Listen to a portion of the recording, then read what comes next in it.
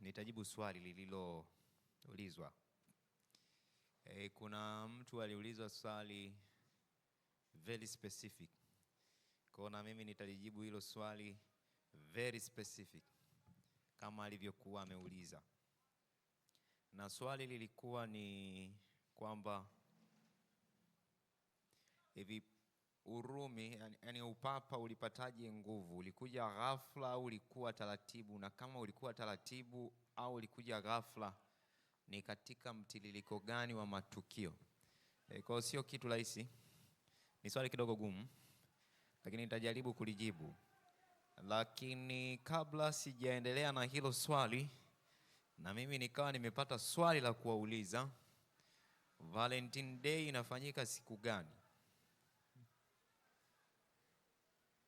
Tarehe 14 mwezi wa ngapi? Kwa nini Valentine Day inafanyika tarehe 14 mwezi wa pili?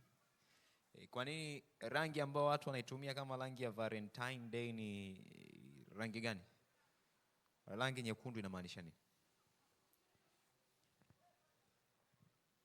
Basi tuombe.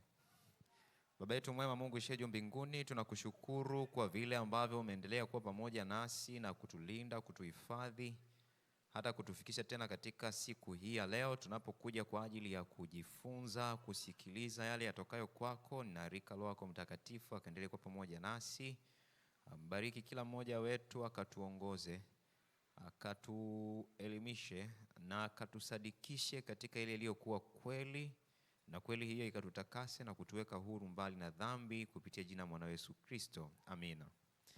Sasa maswali ya msingi ni kama Februari ni Valentine Day, kwa nini Valentine Day huwa inafanyika karibu sana na full moon? Yani mwezi ukisha kuwa umefikia ile full moon. February's full moons shine bright closer to Valentine Day.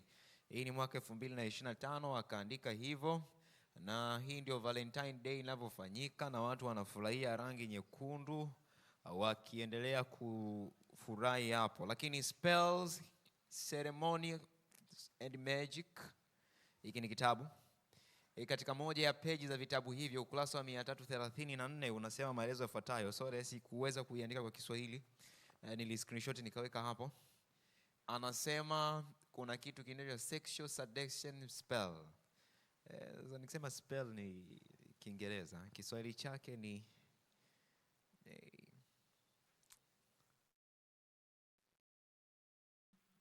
nichukulie mfano huu rahisi. Mtu anapokea nguvu nyingine tofauti na nguvu aliyopewa na Mungu. Kwa anakuwa umepewa spell, yani umepewa another form of power. Kwa hiyo miongoni mwa nguvu inayohusikana na mambo ya sexual, ya ngono ni kwenye hiki kitabu kurasa 334 anasema ni sexual seduction spell. On the night of the full moon light, red candle, while thinking of your intended, repeated the following 3 times. Kwa wakati watu wanawasha mishumaa siku hiyo, inapokuwa imekaribia ile full moon, watu wanawasha mishumaa na maneno haya huwa yanarudiwa mara nyingi. Anasema the light, the flame, the bright, the fire, red, the color of desire. Kwa hiyo kwa maneno rahisi tu ni kwamba kwa nini watu wanavaa rangi nyekundu wakati wa Valentine Day? Ni kwa sababu red, the color of the desire, na desire nini? Ni sexual seduction spell.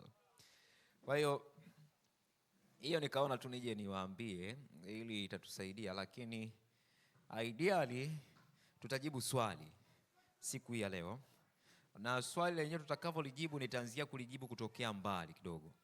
Na swali lilikuwa linasema ni je, upapa uliinuka ghafla au taratibu? Kama uliinuka taratibu au ghafla, mpangilio wake wa matukio mpaka kuja kupata hiyo nguvu ulikuwaje? Lakini zingatia yafuatayo ni kwamba papa ana cheo sawa na cha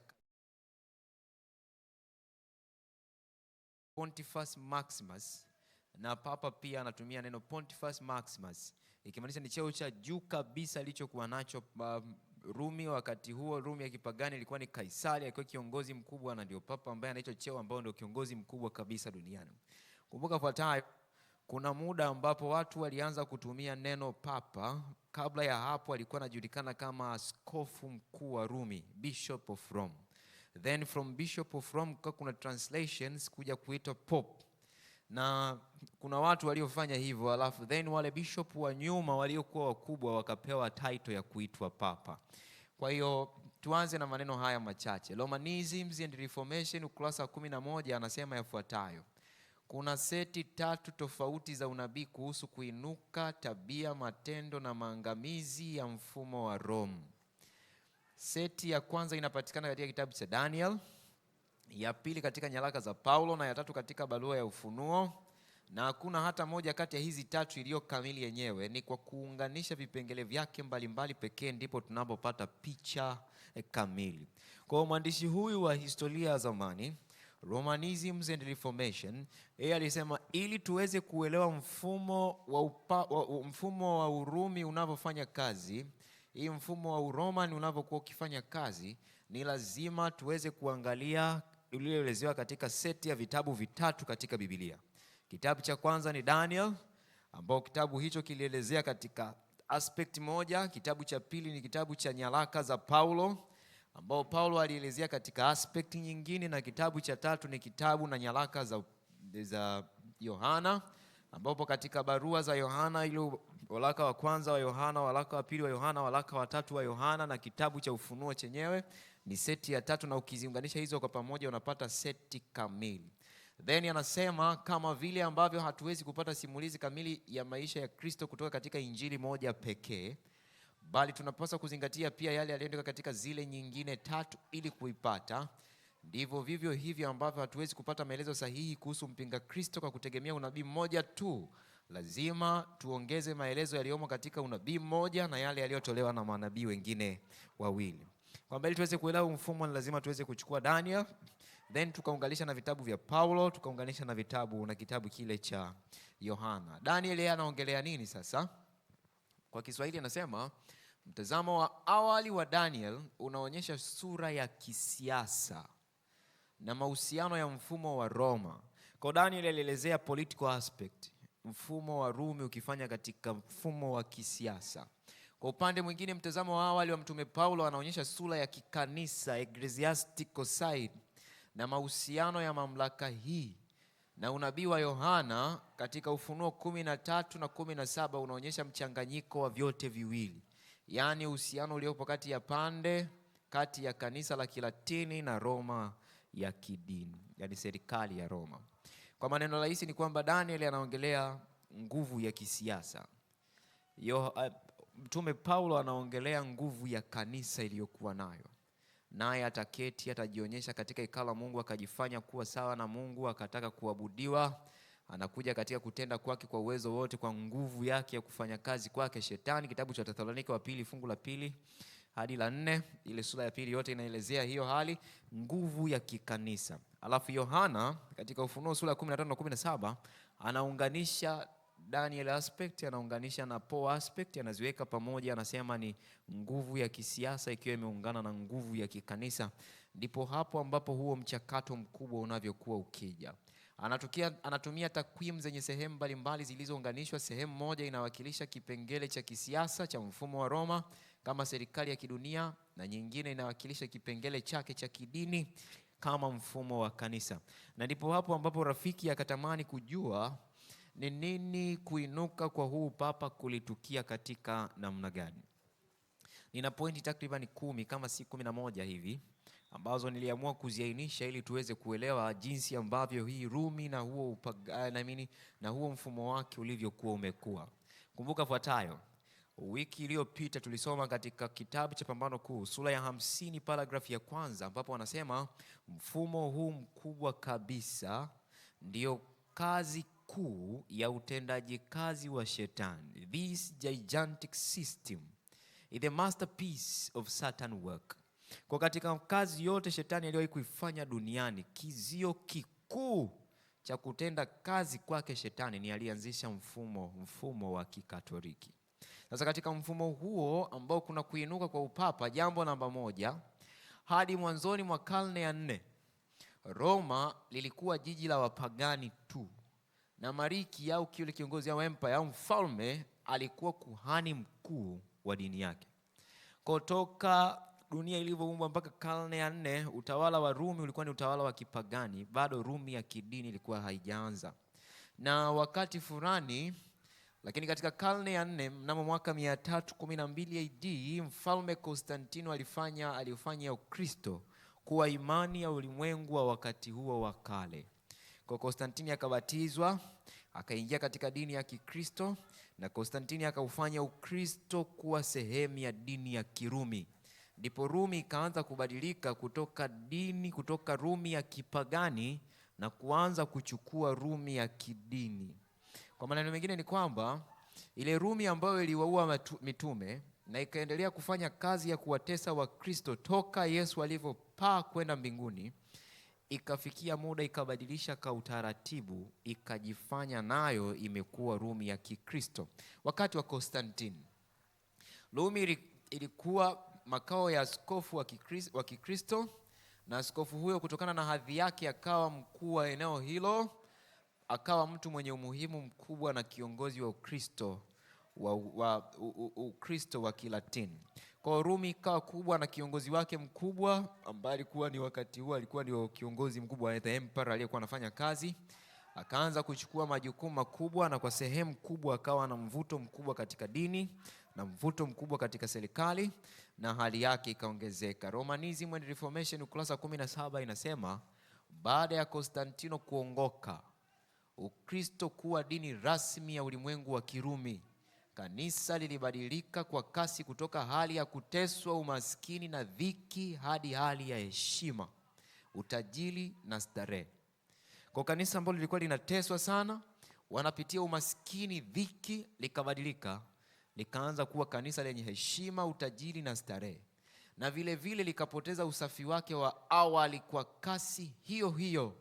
Tamaa na uroho viliingia kama mafuriko, na madaraka ya kanisa yakawa kitu kilichotamaniwa sana hata na watu wasiomcha Mungu. Askofu akawa mtu mwenye utajiri, ushawishi na hadhi ya kidunia badala ya kuwa mchungaji mnyenyekevu wa Kristo. Kwa hapo ndio mabadiliko yanaanza kutukia taratibu sasa. Then nini kinachokuwa kikitokea? Jambo namba moja, kanisa ambalo lilikuwa linapitia umaskini, hali na shida, likaanza kuwa kanisa lenye heshima, utajiri na starehe. Jambo namba 2, wachungaji wake ambao walikuwa ni wanyenyekevu sana, wakaanza kupoteza unyenyekevu wa kutaka utajiri, ushawishi na hadhi ya kidunia. Na ndilo jambo linaloliua kanisa la Mungu leo.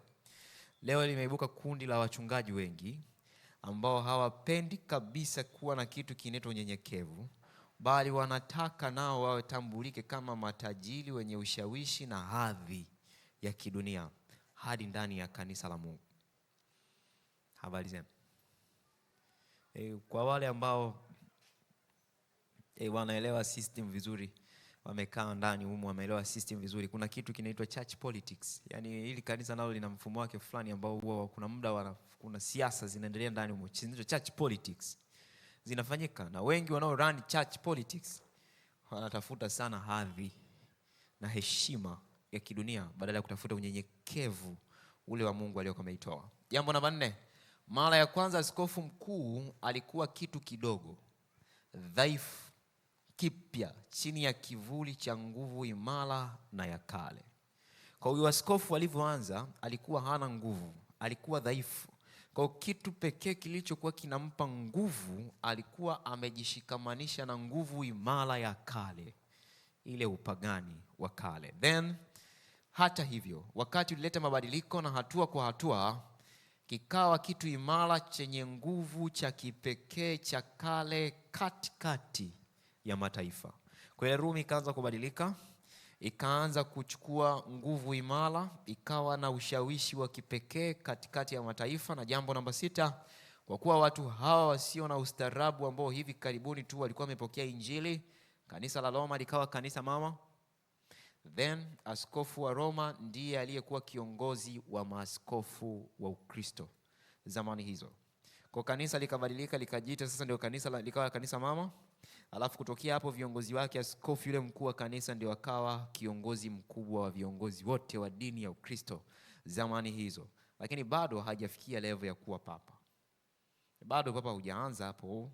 Bado kulikuwa kuna kitu kinachoitwa askofu mkuu. Tunaelewana vizuri eh? Nakumbuka mwaka ni 310 na hiyo historia nayo kusomea kuja 300 ni mwaka 300 kuja mwaka 400, tunaelekea mwaka wa 500 hapo. Bado kiongozi mkubwa alikuwa anajulikana kama ni askofu, na askofu ndo alikuwa kiongozi wa maaskofu, vile viongozi wa Kikristo wa wakati huo. Jambo namba 7, mweleko huo ulikuwa wa kina na wa kudumu. Ulifanya kazi karne nyingi na hatimaye baadaye ukazaa ile hali ya kipekee ya kujumuisha mamlaka kwa njia ya kukufuru na ya utawala wa kidhalimu tunaoita upapa. Then baada ya muda kwenda ndipo inakuja kuinuka hiyo mamlaka nyingine ambayo kwa jina jumuishi inaitwa, we call it the papacy, ambayo inaitwa ile upapa. The mwandishi wa Romanisms and Reformation ukurasa wa 16 anaandika maneno mazuri akisema, kuinuka kwa nguvu hii kama ilivyo kwa ukuaji wowote mkubwa kulikuwa kwa utaratibu na polepole. Kuanzia katikati ya karne ya 5 hadi mwisho wa karne ya 13, yani kipindi cha kati ya miaka 800 na 900, ilikuwa ikizidi kukua na kuimarika, ikipanda juu zaidi, ikipanua matawi yake kwa upana zaidi na kutoa madai na majigambo makubwa zaidi. Kwa kutoka karne ya 5 hadi karne ya 13, Rumi ilikuwa tu inatanua mabawa yake na kukua na kuimarika, bado haijafikia kiwango cha juu. Ilipofika karne ya 13 ndio kilikuwa kiwango cha juu kabisa kuwahi kutokea cha upapa kuongoza dunia hii, na baada ya hapo hakikuwahi kutokea tena mpaka leo. Kitakuja kutokea tena hivi karibuni hapo mbele, alafu kikienda kitafunga historia ya ulimwengu, alafu Yesu atakuja atakamilisha kazi yake na watakatifu wa Mungu wataenda mbinguni. Kwa hakika mamlaka ya papa haikupata maendeleo makubwa nje ya mipaka ya Italia hadi mwishoni mwa karne ya 6. Kwa ikabaki kuwa mamlaka inayoongoza pale Italy na haikuvuka Italy. Ilipofika mwishoni mwa karne ya 6, ambapo karne ya 6 ni kati ya mwaka 1501 mpaka mwaka 1600 hapo baada ya Kristo, ndio kilikuwa kipindi cha mabadiliko makubwa sana, makubwa ndani ya ulimwengu wa Kikristo, maana ndio matengenezo yanaanza na Martin Luther, alafu makubwa ndani ya upapa kwa sababu ndio unaanza kutanua nguvu yake na kuonekana ikikua na kuwa kubwa zaidi. Romanism and Reformation inasema katika kipindi hiki Gregory wa kwanza, mtu mashuhuri, mwenye vipaji, mchapakazi, mwenye azma kubwa, alikuwa askofu wa Roma. Then huyu Gregory anasimama katika kiungo cha historia ya kale na ile ya enzi ya kati. Ushawishi wake ulikuwa na athari kubwa katika ukuaji wa Ukristo wa Kilatini.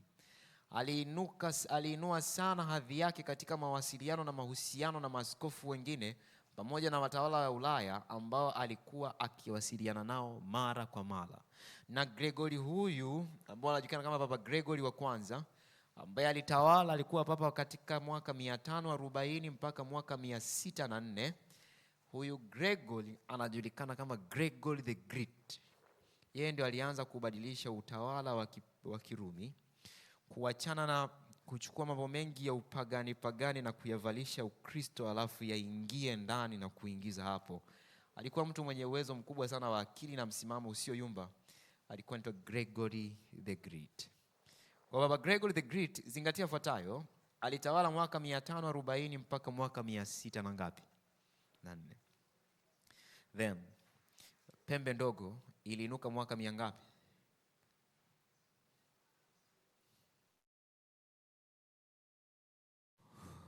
Hazijapita wiki 2 na mmesahau. Kwa nini watu wanasahau? Okay.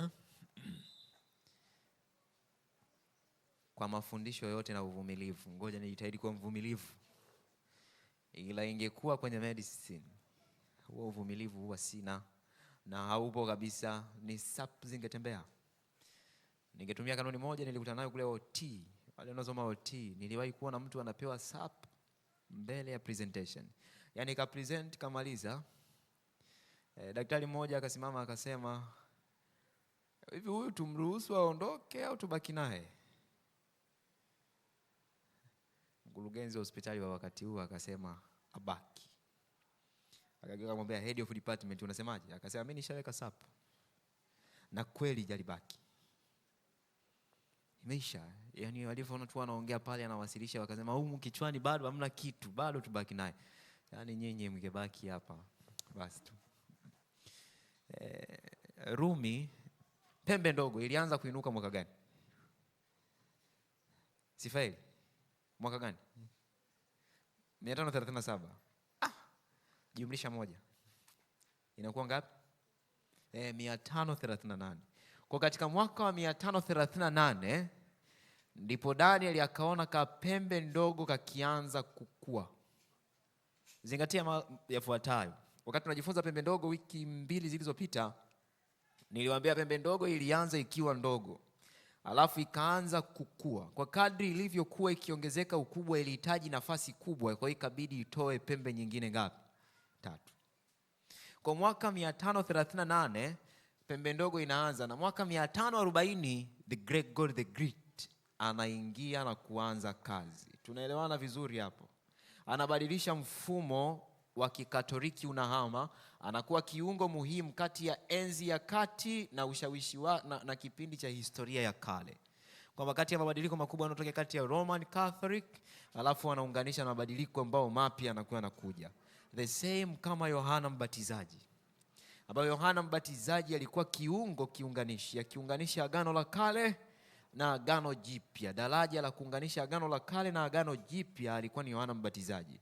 Zingatia yafuatayo. Agano la kale siongelei vitabu 60 na vile vitabu mpaka kitabu cha Malaki.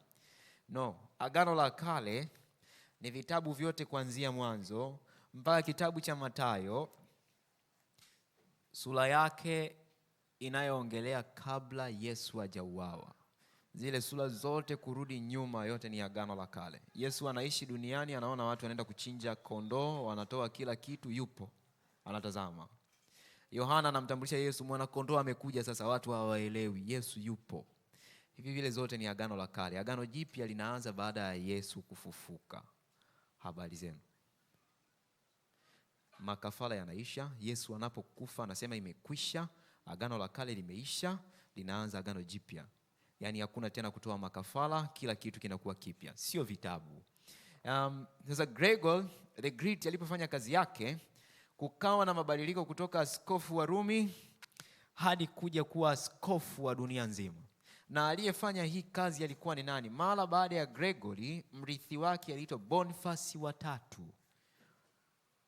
Aliinua madai haya ya mamlaka ya juu zaidi. Yeye alikuwa wa mwisho miongoni mwa maaskofu wa Roma na wa kwanza kati ya mapapa. Then ndipo jina lina shift kutoka askofu wa Rumi na kuja kuanza kutumika papa, kwa sababu huyu Boniface wa 3 alikuwa ni askofu aliyejitangaza kwamba mimi ni askofu wa dunia nzima. Then history inasema ya kwamba katika siku zake dai kuwa na mamlaka kuu juu ya maaskofu wengine wote halikutolewa tu kwa uwazi, bali pia lilikubaliwa na mamlaka ya kiraia na kuthibitishwa kupitia amri za kifalme. Mtawala dhalimu aliyeingia madarakani kwa hila, focus, ili kutimiza malengo yake binafsi na ubinafsi, alimpa Boniface wa 3 mamlaka ya uongozi wa juu ya makanisa yote ulimwenguni wa Kikristo mnamo mwaka 607 baada ya Kristo. Ilipofika mwaka 607 ndipo Boniface kupitia mfalme dhalimu anaitwa Focus akamwambia, kuanzia leo Boniface, wewe ndio utakuwa kiongozi wa makanisa yote duniani, na mamlaka za kidunia zikaanza kumkubali kwamba yeye ndiyo kiongozi wa dini zote duniani. Mwaka 600 na ngapi hapo? Na 7. Kapembe kanazidi kufanyaje? Kukua taratibu ila kwa uhakika. Lakini yote yaliyodaiwa au kukubaliwa yalikuwa ni mfumo rahisi wa uongozi wa maaskofu. Ingawa kiwango cha ulimwengu mzima hakukuwa na wazo lolote la utawala wa kiraia wa wakati huo, na kwa sababu hiyo the history inasema yafuatayo. Hata hivyo, jambo hilo halikuishia hapo. Mwaka 607 mamlaka hiyo kuu ya kiaskofu ilisababisha askofu wa Roma kuingia mara kwa mara mambo ya mataifa mbalimbali ya ulimwengu wa Kikristo na kuzidisha madai na mamlaka ya masuala ya kidunia na ya kanisa, hadi pale miaka 500 baadaye mnamo mwaka 1073 Papa Gregory wa 7 alipopiga hatua kuwa mbele na kuanzisha utawala wa kidini duniani.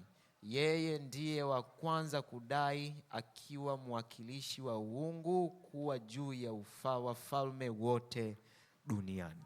Kwa kutoka mwaka 607 mamlaka ikaendelea kukua, na ilipofika mwaka 1073 takriban miaka 500 baadaye, Papa Gregory wa 7 yeye ndio akasema mimi nitakuwa ninawakilisha. Kiingereza kimekaa vizuri. Kiingereza kinasema nitakuwa anasema the Gregory VII took the great stride in the advance establish a theocracy on the earth, and he was the first who claimed a representative of deity. Kwa hiyo ndio akasema mimi nitakuwa mwakilishi na ndio nitaanza hapo. Kapembe kanazidi kukua. Muda ukaenda, the history inasema kufikia wakati huo wa Gregory wa 7 makasisi wa mataifa yote duniani walikuwa wametawaliwa na mamlaka ya papa kwa kutia amri zake na kuwatenga watu na kanisa na kutekeleza marufuku zake za kidini. Walimpa papa nguvu ya kushawishi na kuubadili ulimwengu. Hii ni Romanisms and Reformations, ukurasa ule wa 21. Kwa changes zikawa zinaongezeka na mabadiliko yakawa yakikua na kukua na kukua zaidi. Papa Gregory wa 7 baada ya kutekeleza amri yake kutekelezwa kwa karne nzima, viongozi wa kanisa kuanza kuona uwezo wa kuwakanyaga wafalme shingoni kuwa haki ya asili ya ofisi ya upapa.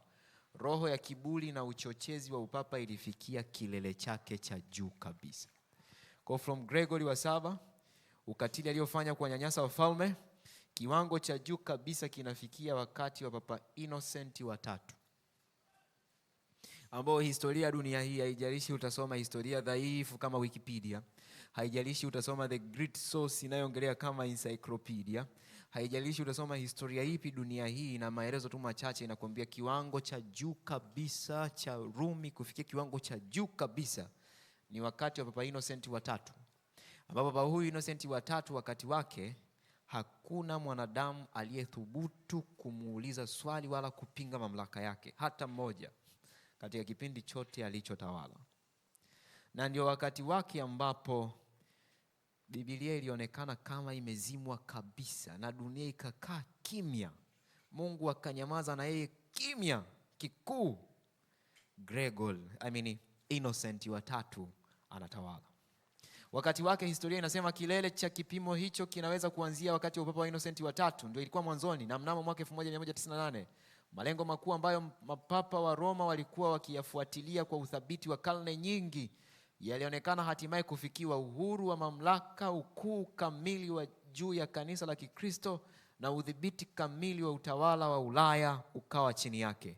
Hakuna kiongozi wa Ulaya, haijalishi ni Uingereza, ni Ufaransa, ni Ujerumani, haijalishi ni Hungary, haijalishi ni wapi, wote walikuwa chini yake. Haijalishi ni kiongozi wa dini gani, wote walikuwa chini yake na kila mtu alitii amri yake. No one was able to question him. Na historia inasema, History of Middle Age, kurasa 368 katika ile 4th edition, katika kipindi hiki Roma ilirejelea hofu yote iliyohusishwa na jina lake la enzi ya kale. Ilikuwa tena mtawala wa dunia na wafalme walikuwa chini ya mamlaka yake. Kila kitu kilikanyagwa chini. Unadhani Innocent alidumu sana? Yes, alidumu. Wakati wake nini vilifanyika? Wakati wake alifanyika mambo ya kutisha yafuatayo. Innocent wa 3 pia aliahidi haki ya kuweka kando sheria za kiraia na sheria za kanisa wakati wowote alipotaka na kuamua kesi kwa kutumia ukamilifu wa mamlaka yake binafsi. Kwake kulikuwa kuna sheria, maneno yake ndio sheria. Wakati wake alipotawala, mauaji ya kimfumo inaitwa systematic inquisition au persecution dhidi ya wale walioitwa wazushi yalianza pia katika kipindi hiki cha uongozi wa huyu Papa Innocent wa 3. Hapo ndio Spanish Inquisition zikaanza. Hapo ndipo mauaji ya kikatili yakaanza. Hapo ndipo Wakristo wengi wakaanza kuuawa wakati Innocent wa 3 akitawala, na history inasema the systematic persecution of so-called heretics began also in this pontificate. Yani mateso ya kimfumo dhidi ya wale walioitwa wazushi yalianza pia wakati wa Papa huyu Innocent wa 3. Baraza la kuhukumu wazushi, yani Inquisition, lilianzishwa. Wafuasi wa Albengis, Waldensis walidhulumiwa kikatili na kuuawa katika ushirika utawala wa kiimla, vikifikia kilele chake cha juu kabisa. Innocent ya kudumu muda mrefu, na yeye akaenda chini akalala. Baada ya Innocent akainuka mtu katili zaidi ya Innocent. Kwa karne nyingi mateso yaliendelea na Uprotestanti wa kweli ukaonekana kama umesimamishwa kabisa, lakini mateso haya yalichochewa na upapa dhidi ya mashahidi wa kweli hayakuachwa kamwe hadi Uprotestanti ulipoimarishwa kabisa mwanzoni mwa karne ya 17. Kwa mauaji yakaanza karne ya 13, yakakua karne ya 14, karne ya 15, mwanzoni mwa karne ya 17 Rumi ikaanza kubadilisha mfumo, ikasema no, tunavyowaua wanaongezeka tu, tukiwaua wanaongezeka tu, hapana, tubadilishe mtazamo. Ndipo ikaanza theology inayoitwa preterism. Alafu baadaye Immanuel Kunza akaleta kitu kinachoitwa futurism, Hegelian dialectics. Wapelekee nadharia mbili za uongo, kwa kuwa hawajui ukweli watakubaliana na moja na kuiacha nyingine, na hatimaye watapotea kabisa. Ndipo hapo ambapo mafundisho ya kwamba kuna unyakuo wa siri yakaanza, na mafundisho ya kwamba Yesu Kristo alishakuja mwaka 70 yakaanza. Kwa kuna watu ambao hapa Tanzania ukiwasikiliza wanasema mimi ni Yesu, sijui ni nani, ingawa watu wanaona ni wagonjwa wa akili, lakini ni preterism. Alafu kuna watu wanaofundisha wanasema kanisa litanyakuliwa, litafanya nini? Ni futurism. Alafu kuna watu wanaofundisha wanasema Yesu atakuja hivi karibuni, karibu hii mamlaka itaanza kufanya kazi, mpinga Kristo atasimama na watu wa Mungu wataingia kwenye mateso makubwa, historicism. Hiyo yote ilianza wakati huo, na ndipo wakati baada ya Papa Innocent wa 3, papa aliyefuata, yeye ndo alisema mimi papa anashikilia sehemu ya Mungu duniani. Sio mwaka 500 na, lakini ni miaka 1294 ambapo Papa Boniface wa 4 alikuwa papa, na kwa ujasiri wake uliopitiliza alimfunika hata Innocent wa 3.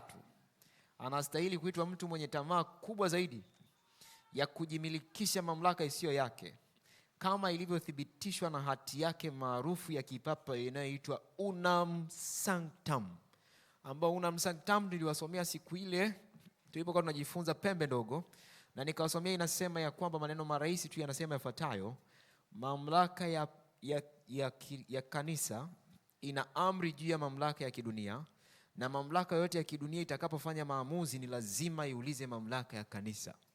Mamlaka ya kanisa ikigoma, jambo hilo halifanyiki. Mamlaka ya kanisa ikikubali, jambo hilo linafanyika. Kwa wenye akili na uelewa mkubwa sana wa mambo yanavyoenda duniani, wataelewa ya kwamba hata leo Tanzania hii, changamoto ambayo leo inapambana leo, hata wiki hii kuna maelezo yametolewa hivi leo wiki hii, ni kwa sababu kuna mamlaka ipo inataka iongoze mamlaka ya serikali, ili yenyewe ikisema, serikali ikisema iulize, ikigoma serikali isifanye. Hapa Tanzania hivi ndiyo roho inakuwa na kukua na kukua zaidi. Hiyo inakuwa zaidi. Simemsikiliza Kitima, ndio nachomaanisha. Sasa maelezo mengi katika hayo, na malizia na hii ni maandishi ya zamani sana ambayo ya kwenye Unam Sanctam, samare yake ikoje. Nina tabia kutafuta original source kabla ya kusoma soft copy.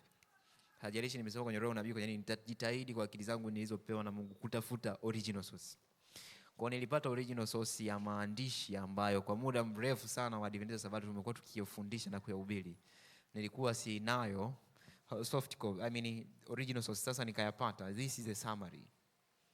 Papa ana hadhi na utukufu mkuu kiasi kwamba yeye si mwanadamu tu, bali ni kama Mungu na mwakilishi wa Mungu duniani.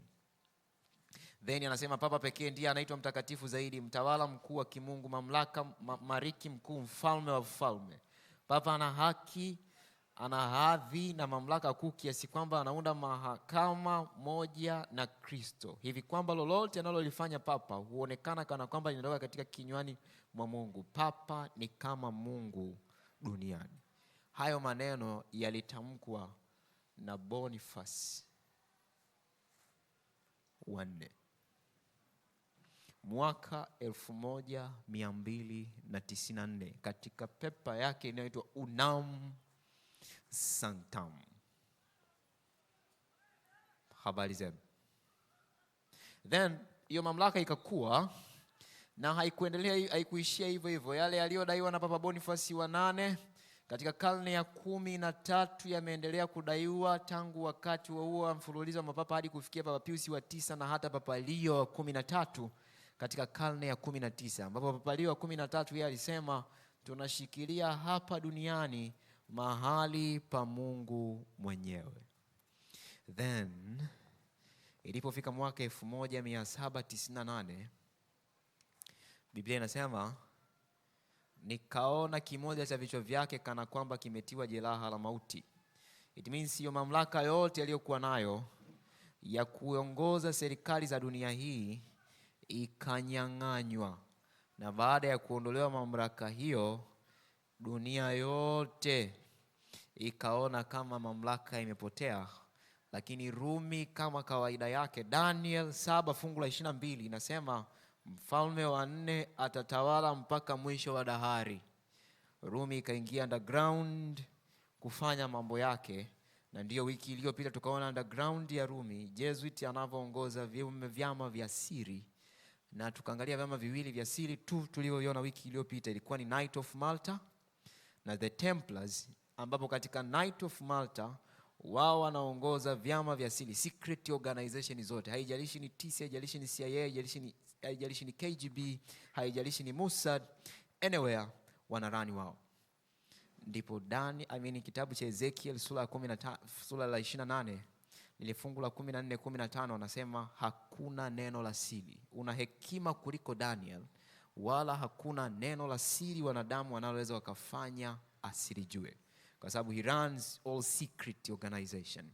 Then kupitia Templars anaongoza mfumo wa bank system, na katika chama cha siri cha Templars ndio mtoto wa Ellen White Edison alijiunga na chama cha siri Templars kwa sababu alikuwa anataka fedha nyingi.